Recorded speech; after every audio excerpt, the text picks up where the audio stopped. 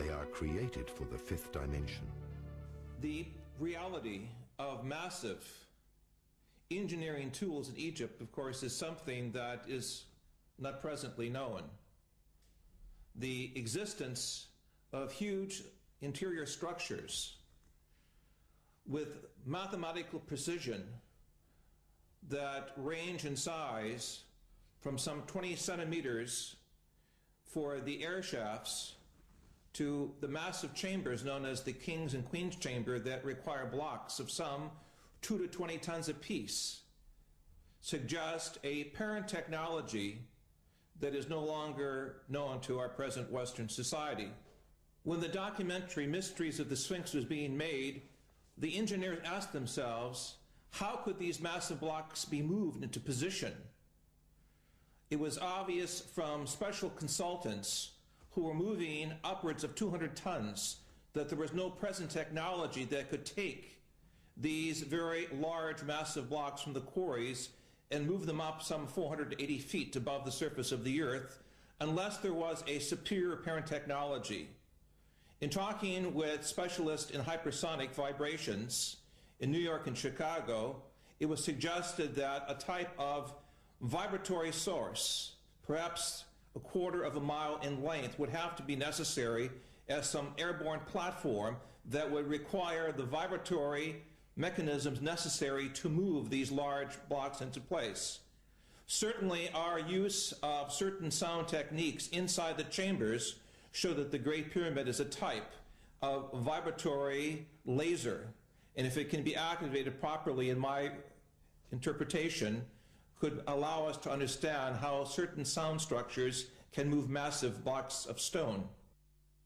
The high priests used the pyramids as initiation temples because the energy inside the pyramids was so powerful that students or neophytes, through meditation, were carried into a different dimension of consciousness. The student, with his physical body and senses, was moved into a higher world. Thus he could perceive the spiritual world. Until this very day, another great secret remains. The pyramids were used as natural doors of dimension gates, as openings and doors leading to the inner earth. As much as there is an outer world, there is, because of polarity, an inner world. In other words, the earth is hollow.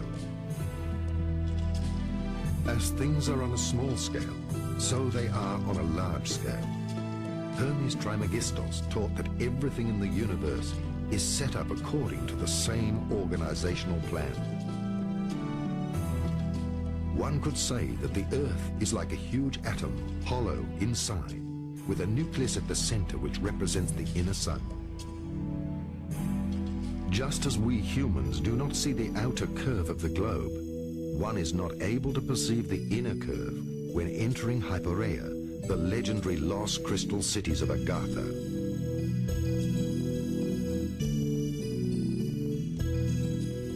The initiated were able to get in touch with the civilizations of the inner earth through gates. Until the sinking of Atlantis, this was general knowledge.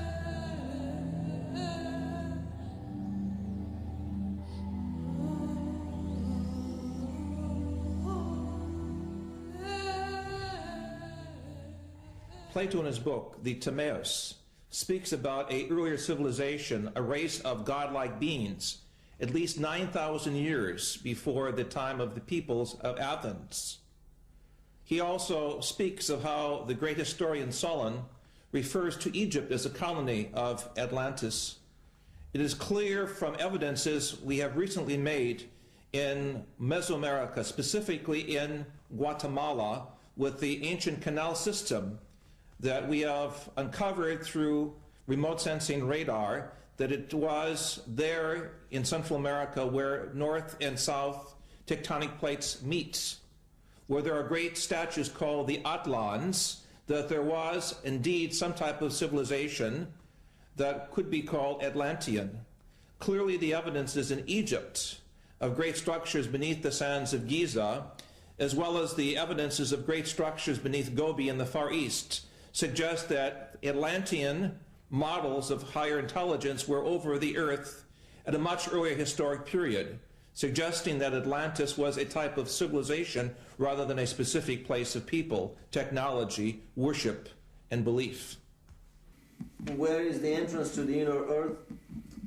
My feeling is that these are openings several hundred kilometers wide, not more than that.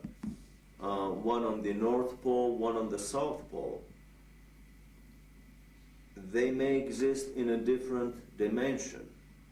They may be made visible at will or from time to time, depending on certain cosmic and terrestrial conditions.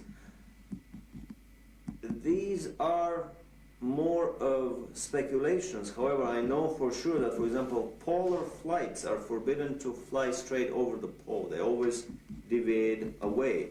After a very suspicious crash of a New Zealand airliner, chartered airliner in late 70s, early 80s, that was supposed to fly over the South Pole looking for the opening of the inner Earth.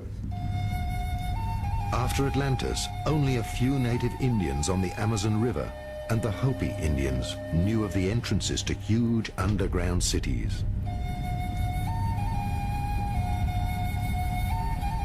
They reported that shortly before the cyclical end of humankind, the seed for the next humankind was brought to safety in the inner Earth by beings, human beings with white and bluish skin and golden angelic hair, who traveled in flying saucers from the inner Earth.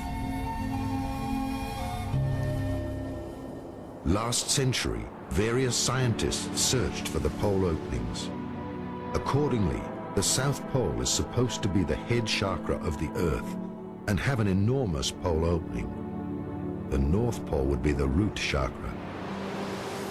During this century, two great efforts were made to find these pole openings and to make contact with the extraterrestrial races who built the underground cities within the Earth. The first expedition was led by Admiral Byrd before the Second World War. The second was carried out by the secret Tula organization, which pulled the strings behind the Nazis. Both expeditions were successful. Byrd discovered the pole openings during an expedition for the USA.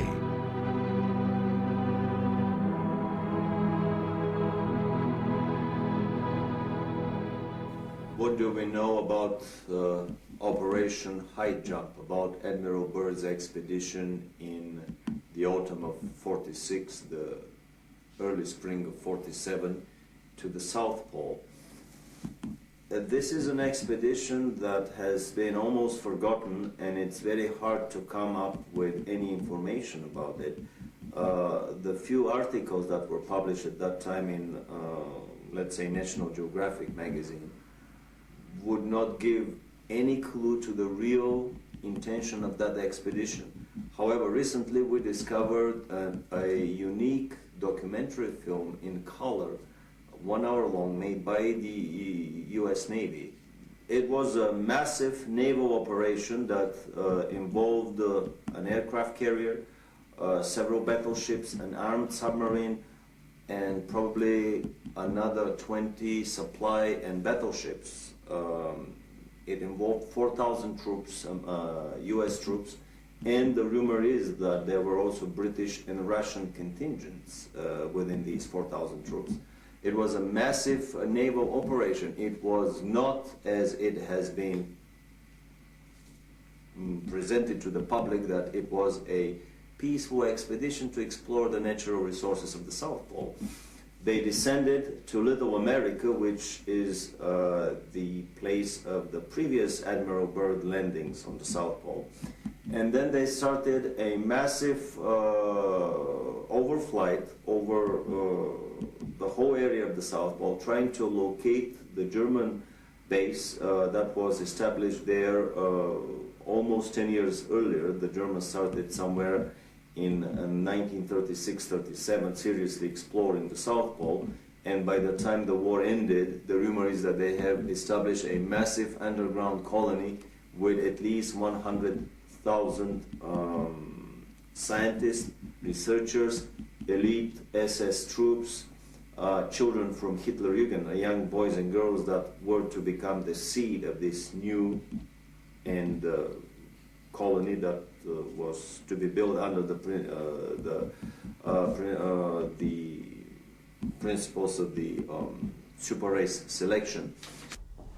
In our research in Africa, the Far East, and in the mountains of South America, we have come across statuary of very grotesque beings who, according to the Indian and shamanistic tradition, went into the earth at a time of a great cataclysm.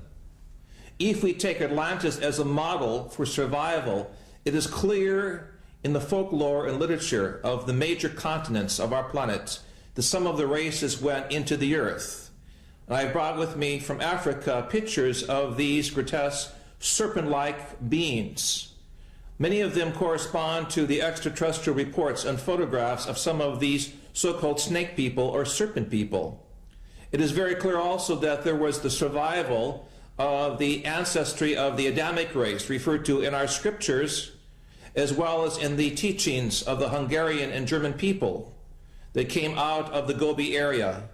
It is in this area of Lap Nor that we have recently found evidences of an earlier European type humanity that did survive some type of cataclysm according to the myths of the Far East. We have thus in our tradition a vast folklore, anthropology, and cosmology that connect the peoples of this planet with that of other worlds. The Nazis were better informed by the secret esoteric orders and had exact knowledge about the lost cities of Agartha and Shambhala. Many of their expeditions involved searching for the entrances into the inner world and the lost techniques of the gods. That is UFOs, the Ark of the Covenant, and much more. Thus, films like Indiana Jones are not mere fiction. German expedition in search of Agartha. Some esoteric correlations of the 19th century and of the Third Reich are hidden nowadays under a veil of the past. Thus, only some isolated relationships can be uncovered. For a while, Dietrich Eckart lived at the foot of the mountain Untersberg and was initiated into the medieval mysteries and into the legends of caves. Adolf Hitler spent many hours with Dietrich Eckart at the Obersalzberg mountain, and both were followers of the hollow earth theory of Hans Erbinger. The Untersberg was already considered by the Templars to be a volcano with an access to the inner earth and to the legendary hollow world. Thus, there are stories of the disappearances of people in the Untersberg and how, 60 years later, the same people surfaced without having aged. Other German legends deal with the myth of the end of the world. In the legends, King Barbarossa is asleep in the mountain, and after hundreds of years he rises up with his knights for the last battle at the end of time, in order to help good triumph. I'm speaking now as a scientist. I do not want to confuse subsurface temples and grottos and structures of civilizations that go down approximately a mile or two from the surface of the earth with the so-called inner earth theory.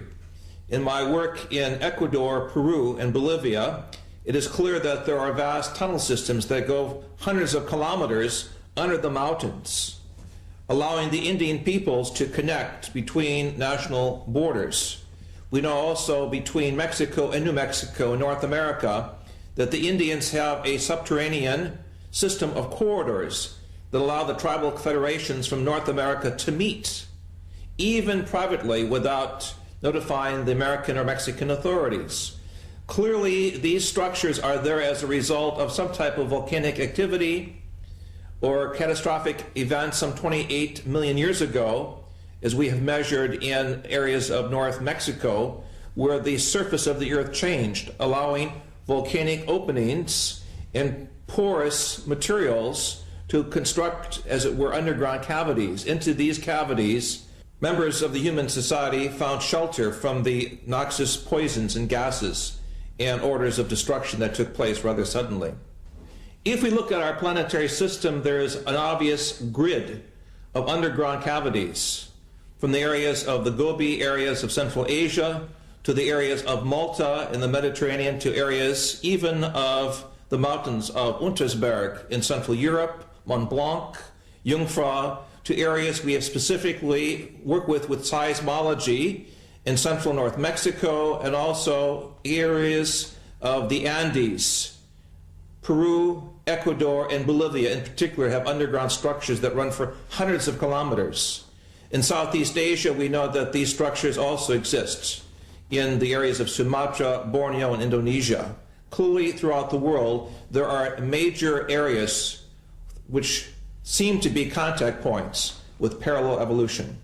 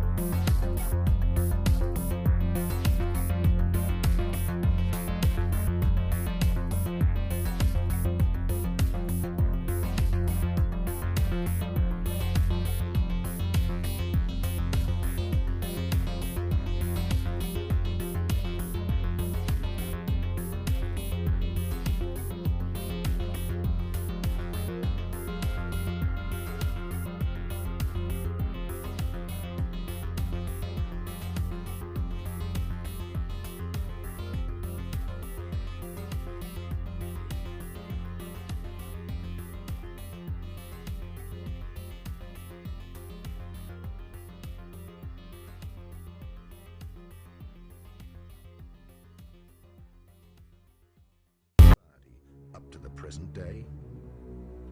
I had the privilege of knowing Karl Buger, the author of Die Chroniek van Akkerkoor, many years ago in Brazil, where we worked together with the white Indian peoples of the upper Amazon who spoke a dialect very much like an ancient Germanic language and who had contact with the Star people.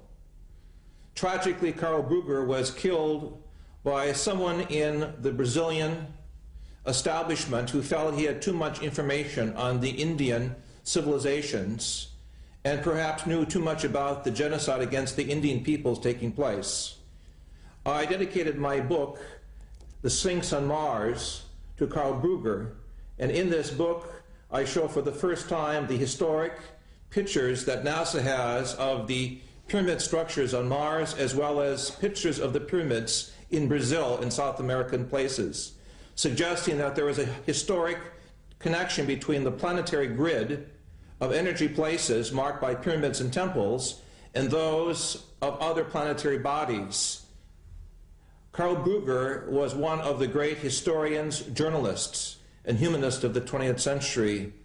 It is very important for each of us to try to get in contact with his teaching, his legacy, because it forms the connecting link between the Indian peoples, the earlier Atlantean-type peoples, or what is called in Central America the Atlans, the great giants who are blonde, and the European peoples, to show a connecting bridge between civilizations and centuries. The chronic also refers to the coming of the extraterrestrial peoples, according to the Indians, at the beginning of the 21st century, due to the misuse of science, the destruction of the planetary environment, the imbalance of knowledge, what we call Western civilization, the Untergang des Auslands, will come to a quick change with the appearance of the Star people. And for this reason, we must keep our eyes and ears open to the signs from space of a new communication system, connected also with the teachings of the Indian peoples. The South American Indians of the Andes recognize UFOs as brothers from the sky who have always been there, who are there today. They are not any more unique than an airliner flying overhead with passengers aboard. To them, the brothers from the sky have always been there. They do make contact with the Indians, and they do treat people in remote areas where they cannot get to doctors. They heal them, they treat them medically, they interact with the Indians and with primitive people, both in the high plains and the mountaintops and in the deep jungles. So when we began asking about these brothers from the sky, we discovered stories about such contacts everywhere. And in the course of one of these stories, we were introduced to an Indian from the upper Amazon. I think his name was Akunta, but I'm not sure at the present time, who offered to take us back into a civilization that he came from that was primarily based on a European culture that was transported there or transposed there sometime about the end of World War II, and they had taken scientists and scientific research underground in an area in the upper Amazon where they had succeeded in developing disc-shaped aerial vehicles that they could use to go all over the world with. The society was, this Indian called the society Akakor. He said that he had guided a German researcher by the name of Brugger, and I think his name was Martin Brugger, B-R-U-G-G-E-R, who was actually taken to the city and was afforded an opportunity to meet with some of the Europeans there. That Indian tribe in that area has many blue-eyed, blonde-haired Indians, and they appear to be descendants of a Germanic a group of people that were taken there sometime in the middle 1940s, and now they have produced children and they are young adults, and a society is flourishing there that is advanced over the contemporary societies around them by a substantial degree.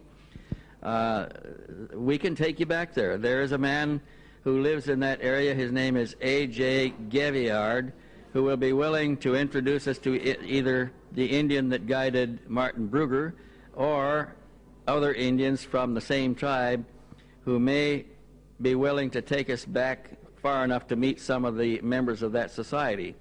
It's operated as a closed society. They do not come out down the river and enter Western civilizations. When they come out in their spacecraft and pick up what they need and take it back into the society, and they live in a closed environment, pretty much protected by the wilderness of the jungle itself. So it's possible to go back and further investigate the evidence of the existence of Akakor at any time. We can produce people who can do this. We can look at Mr. Brugger's evidence that he published, which was the result of his own research. But I personally am convinced that this society exists, that they have circular disc-shaped craft, that they fly and operate them there, and perhaps some of the disc-shaped craft that we are discovering in the reports of the Indian aboriginals of the highlands, the upper plateau there, may be some of the vehicles from Akakor. We also know that many of the vehicles that they describe are not from Akakor, that they come from elsewhere. Some of them are extraplanetary. They come from beyond this planet, and they have unique technologies, and they have human beings aboard who are quite different and quite advanced over the contemporary humanity of Earth today. These humans are interacting with the natives down there also, and there is substantial evidence that these extraterrestrial races are directly connected with the earlier civilizations of Tiwanaku, of the Olmecs, of a number of the other earlier civilizations in South America at a time before the last cataclysmic disturbances that changed all the society and reduced it to savagery once more.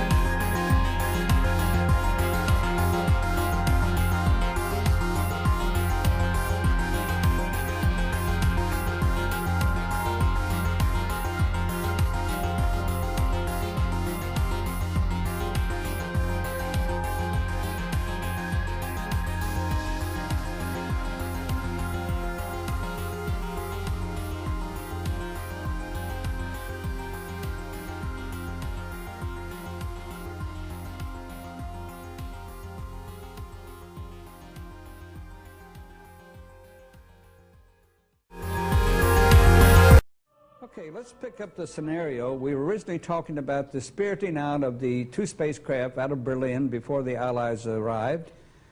We said that they were put aboard two submarines. They spent 6 months at sea, and they finally landed in Argentina.